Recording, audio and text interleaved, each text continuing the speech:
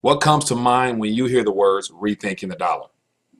Well, I think it's a great name for your program and your organization because if there's anything that needs rethinking, surely it's the dollar.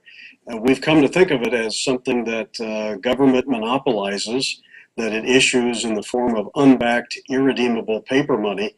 But I think the dollar should be thought of in terms of and this would be the ideal, not what we have today, but I think the dollar, or whatever our currency should be based in the marketplace. It should not be at the discretion of politicians and the people they appoint.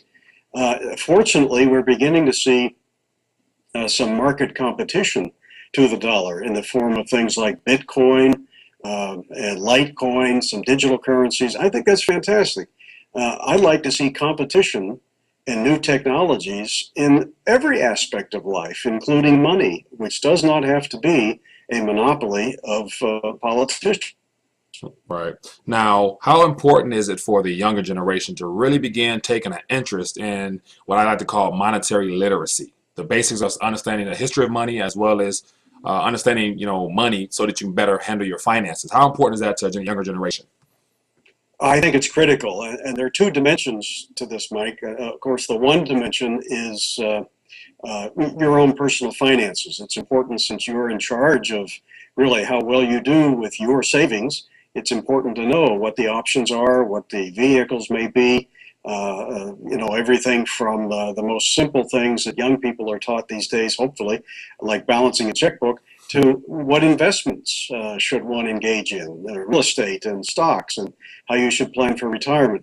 But then there's another dimension to money, and that's the larger picture of money and monetary policy.